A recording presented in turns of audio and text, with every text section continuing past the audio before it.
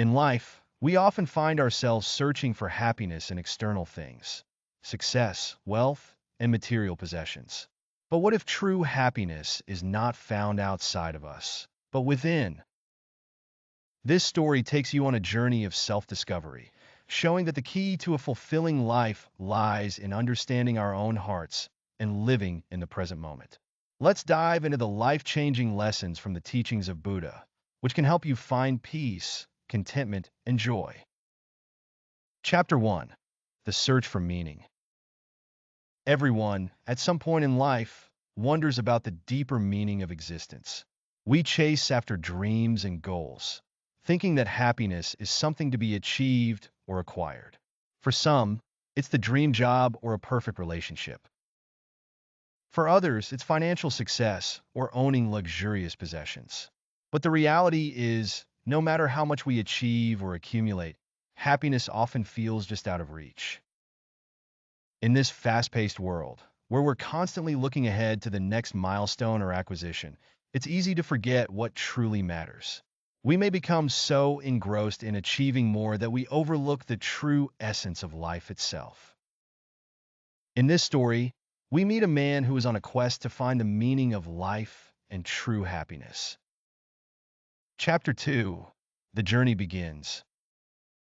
Our protagonist, Sato, is a successful merchant living in a small village in ancient India. On the outside, he has everything one could wish for: wealth, a beautiful wife, children, and a respected position in the community. But inside, he feels a deep sense of emptiness. Late at night, under the stars, he wonders if this is all there is to life. Is this happiness? Or is there something more? After much contemplation, Sato decides to leave behind his wealth and family in search of the truth. He embarks on a long journey, filled with hardship and uncertainty. His quest takes him across mountains, through vast plains, and into forests, where he meets different people, each offering their own version of happiness. Some say wealth is the key. Others believe love holds the answer. But none of their words bring peace to his heart. Chapter 3. Meeting the Buddha. One day, as Sato wanders deeper into the forest, he comes across an old man sitting under a large tree, meditating. There is an aura of serenity around him, and his presence is unlike anyone Sato has encountered before. The old man opens his eyes and looks at Sato with a gentle smile.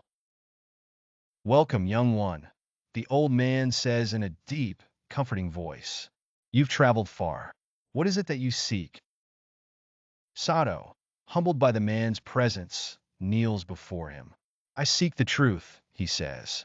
"I wish to understand the meaning of life and find true happiness. Can you help me?" The old man smiles kindly and introduces himself as Buddha. He tells Sato that the very answer he seeks is already within him. The key to understanding life and finding happiness lies in quieting the mind, focusing on the present moment, and observing the flow of thoughts and emotions without judgment. Chapter 4. Learning to live in the present moment. Buddha begins to teach Sato the practice of mindfulness, guiding him in meditation. At first, Sato finds it difficult to silence his mind, but with patience and persistence, he begins to notice subtle changes. As he learns to focus on his breath and stay present, he becomes more aware of the beauty around him: the shimmering dew on the grass, the songs of the birds, and the gentle breeze on his skin. Through mindfulness, Sato learns that happiness is not something to be found in external things, but in the way we engage with the world around us. It is in the small, ordinary moments of life that true joy resides. Chapter 5. True happiness is within. One day, Buddha takes Sato to a small village, where they observe a poor family sharing a simple meal. Despite their humble circumstances, the family members are smiling, content, and at peace with one another. Sato, puzzled, asks Buddha, "They have so little, yet they seem so happy. How is this possible?" Buddha smiles and replies, True happiness does not come from external things. It comes from within. It is found in living in the present moment, in being grateful for what you have, and in caring for others with compassion. Sato realizes that the family's happiness comes from their connection to each other and their ability to live in the present moment, appreciating what they have rather than focusing on what they lack. Chapter 6: Transformation Through Practice. As Sato continues his journey with Buddha, he learns to apply mindfulness to every aspect of his life. He begins to savor each bite of food, to appreciate every step he takes, and to embrace his emotions without judgment. Whether he is walking through the forest, speaking with others, or sitting in meditation, Sato practices being fully present in the moment. Over time, Sato's inner world transforms. Where once there was frustration and longing, there is now peace and joy. He no longer seeks happiness outside of himself, but instead finds it within his own heart.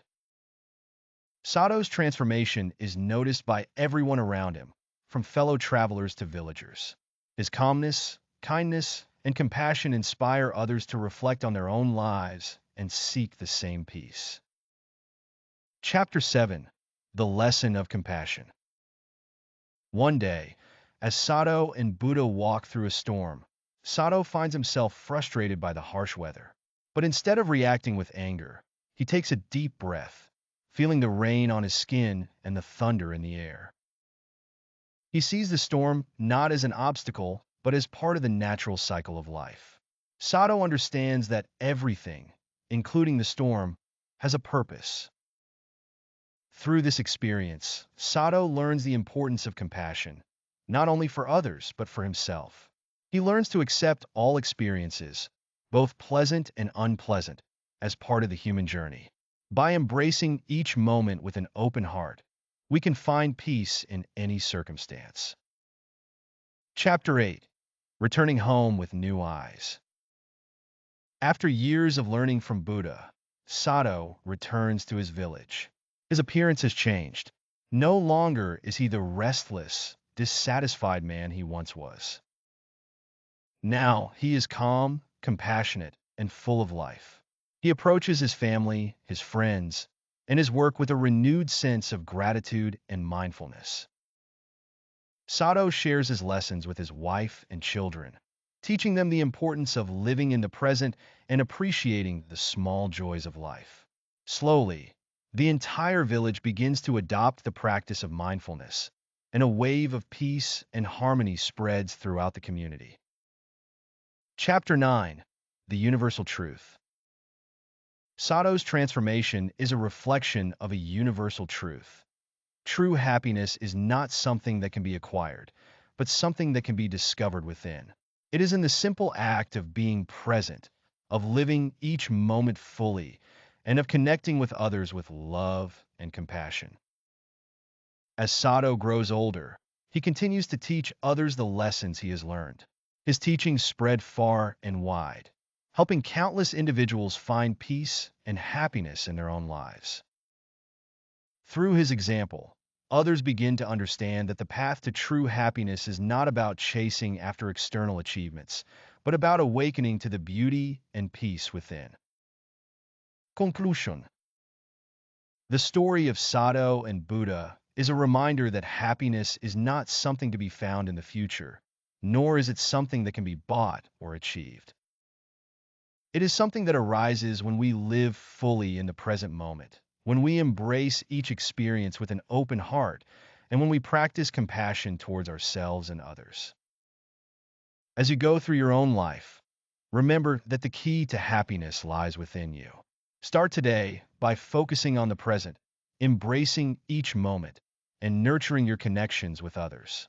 By doing so, you will unlock the secret to a truly fulfilling life. Thank you for joining me on this journey today. If you found this message inspiring, please consider subscribing to the channel for more life-changing insights. Let's continue to explore the teachings of Buddha and bring more peace and happiness into our lives.